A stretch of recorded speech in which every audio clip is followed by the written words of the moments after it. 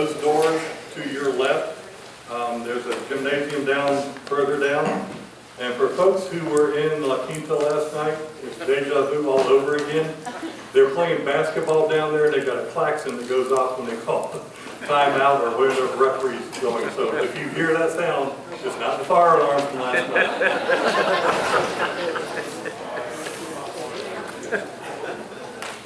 Forced coffee and drinks are over here on the right-hand side of the left-hand side of your room. And we are hoping to have lunch served at noon. So we've got a very ambitious schedule to get to that point. And Jamie Stuve here. Hi Jamie, come up please. Jamie's going to give us our welcome to Jupiter.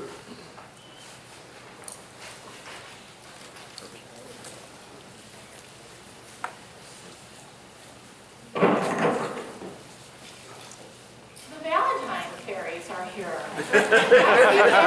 They are so fun and their outfits are fabulous. Thank you for the socks. Welcome, welcome, welcome. I am not going to apologize for the weather. I just got some text photos from my daughter in New York City. But I warned her, and when you're a Lighthouse manager, you're always thinking about weather, right? She's laid in a lot of books and hot chocolate. So she's happy. It's snow day for grown-ups. Thank you all for coming to Jupiter. It's so great to have Lighthouse people here. And I'm looking at Mary Lou and Red. Would you wave? Board members, former board members. Mary Lou and Red started our volunteer program. We call it the DOOR organization, for Docent Organization. And they started in 1999, 2000. With that, but you started as a part of our organization in 93. So one of the things I just wanted to say was keep the faith. For those of you who are on the way of restoring your lighthouses and getting organized and having a group, having a support group, we started very simply, very small in 1971. And how many of you climbed last night? Where are our climbers? Awesome. We came a long way, but it took time, and it's a step-by-step process. We started out with a broken down lighthouse in terrible condition. Did get it on the register in 73, I believe. I keep writing a note that we need to update that application. We've learned so much more and done so much more. And we're very proud of that. And then from there, we got into relationships with the Coast Guard so that we could have a lease in 94, a long-term lease with the Coast Guard. That was to restore and to operate it, but under really strict and very limited conditions. We could take 15 people at a time down this little path that was mulch. That was all there was. When you go there today in the daylight and see what's there now, there was a little path. And from there, we built step by step. And we started out with just a couple staff, well, no staff, then one staff person, then two. And right now, we have quite a handful of staff and a great volunteer organization. We're very proud that we've done so much there because we feel that the site deserves it and our community deserves it. And it's that wonderful quote, I believe it was Margaret Mead, what a few dedicated people can do to change the world. We've changed our community, and you are changing your communities. It gives it a heartbeat, I feel. I think lighthouses just, not only radiate light, but they radiate this incredible altruism. One of the things that we were reminded of recently when we lost our two boys at sea, Austin and Perry, was that lighthouses are symbols of hope. That lighthouse, our lighthouse was on every single web page, Facebook page, picture of the two boys, and it still is. The bracelets, everything would have the lighthouse because we offer hope. It's the best of humans to have this altruist, go to all the trouble to have this essentially for strangers. You know, we've put up those lighthouses and we're saying to all who see it, we want you home safe. We're thinking of you, we don't even know you, but you're out there, we can relate to that as humans, and we want you safe. And so there's so much that lighthouses mean. I know I get into grant mode and I'm always thinking about economic impact, number of tourists, the educational, how many Title I students we get there, and you know, it's all really, 95% of what we do. But don't forget that magic part. That's so inspiring to people. You'll never know how much your lighthouse means to other people, really. We have people all day long calling, writing, posting on Facebook. You run into them in the grocery store. My GPS went overboard. I had a handheld. I was out fishing. You got me home in this day and age. That lighthouse got me home. I'm seeing people nodding. It's happened. Yeah.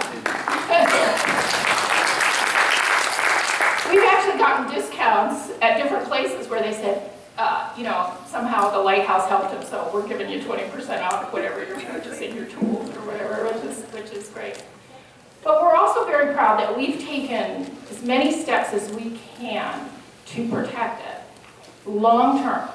So one of the steps we were able to do, because we were on public land, it wasn't just Coast Guard land, it was Department of Interior land, underneath it all, was to put a protection on our lighthouse that is, in my two favorite words, in perpetuity. Through the Department of Interior, we actually wrote legislation, and with cooperative efforts of all of our communities here, got a law passed through Congress. You don't hear that every day. Now our lighthouse is protected by the federal government as the Jupiter Inlet Lighthouse Outstanding Natural Area. And there's only two others in the country, one in our sister lighthouses, Yaquina Head in Oregon and Piedros Blancos in California. I've been to both. They're awesome.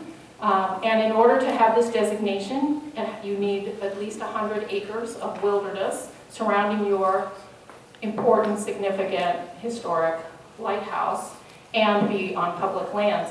So those three lighthouses are part of another system that's called the National Conservation Lands. And this is a new system that's protecting the very best of public lands now. There's over 800, close to 900 of these. And who knows the answer? How many of these 900 units are east of the Mississippi? Any guesses? One. No, Red. One. Ours. We are the only national unit east of the Mississippi in the public lands that is called National Conservation Lands. So we're the jewel of the East, we say.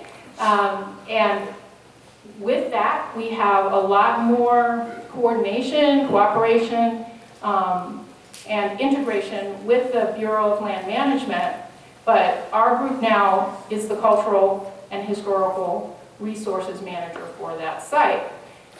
The best news is it can only be used for history, for heritage, for environment, for passive recreation, and while everything else is building out all around it, that's our central park. We get to keep that forever and ever. So it started out with just a handful of people that wanted to save that lighthouse, and going from there, the impact has grown and grown and grown and grown, and all with incredible people like you in your organizations and all that you're doing in your communities.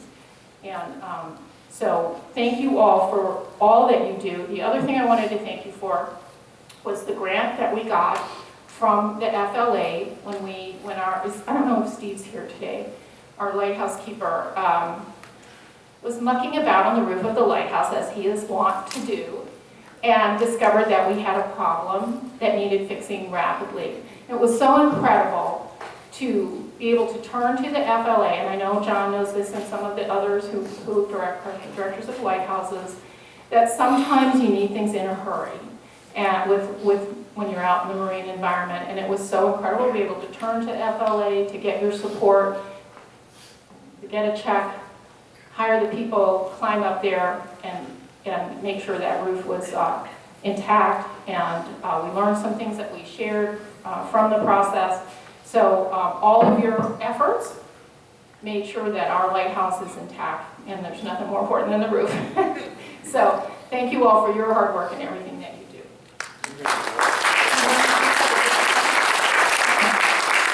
One of the great pleasures is bringing in younger people into the fold, passing the baton. Don't forget succession planning.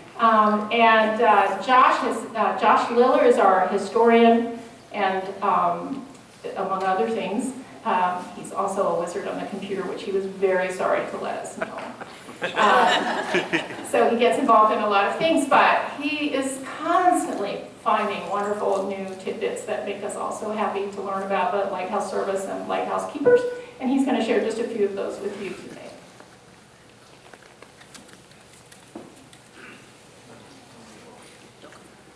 Good morning, everyone. So before I get into the main part I want to talk about with Keepers, I want to share a personal experience at the FLA event in October in the Keys. I had a friend of mine who was able to accompany me as a guest to the event. Her first time ever visiting a lighthouse. She'd gone to St. Augustine once when she was at college there. I invited her to come down, hang out, visit Jupiter one day when she had never been here before. And she thought it was a neat experience. And I was able to share my passion and interest in lighthouses with her. And she came down to the Keys, having never been there before, and seeing all the lighthouses down there, having seen Jupiter and St. Augustine before, and seeing all these people in FLA who are so passionate about lighthouses. That really was an eye-opener for her about just how much history, how unique each lighthouses are, and that's the best way I think we can get people involved, is that personal connection, to bring your friends to an FLA meeting or to an event and just have them see how important it is to you and other people and how many different lighthouses there are, and it really brings people to that connection. The main thing I want to talk about though is keepers, lighthouse keepers. So just anyone have a guess from 1860 to 1939 how many lighthouse keepers we had here at Jupiter? Want to make a guess?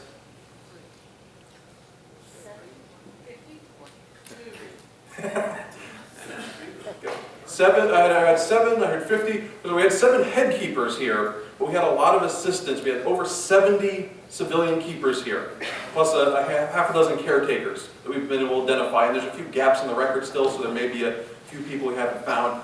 And then there's another 90 Coast Guard, if not more, who are assigned here to our lighthouse at some point or other between 1941 and the automation completely in 1987. That's a lot of people connected to our site, and that doesn't include all the Navy personnel from the wireless telegraph and radio station, the people who worked in the Air Force tracking station, the people at our weather bureau, both as civilians or as part of the Signal Corps, the Marines that were guarding our station. So that's a lot of people with a connection to our site. But there's the other angle that you go on that of why are these people important, from lighthouse keepers on outward? Yes, they tell us about what life was like at the site. We can learn more about our lighthouse and its history. Their descendants can connect to us and they want to support us because their grandparents and great-grandparents were at our lighthouse, and that the lighthouse is important to them because it was important to an ancestor.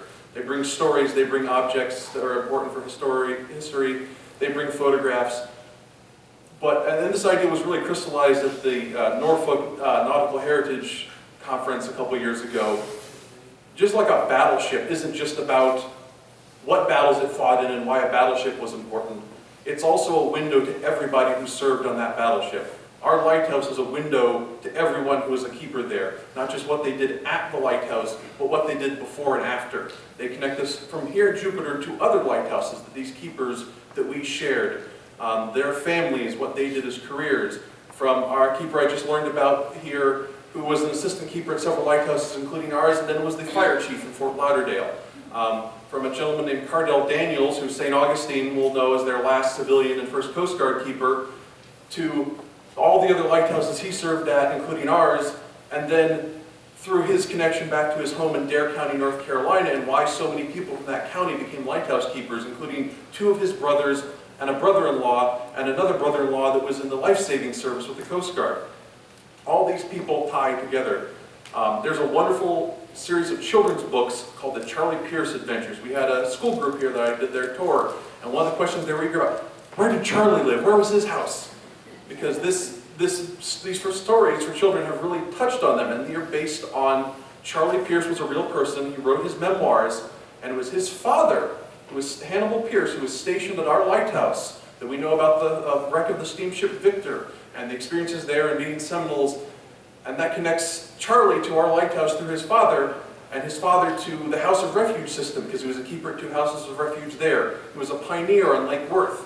All that draws together through our lighthouse because that was part of his life. So it's a way to think about keepers and the hundreds and probably thousands of people who were keepers at some point or another at Florida lighthouses, how we can connect our lighthouse to local history and state history and the big picture. So I want everyone to really think about that. Thank you.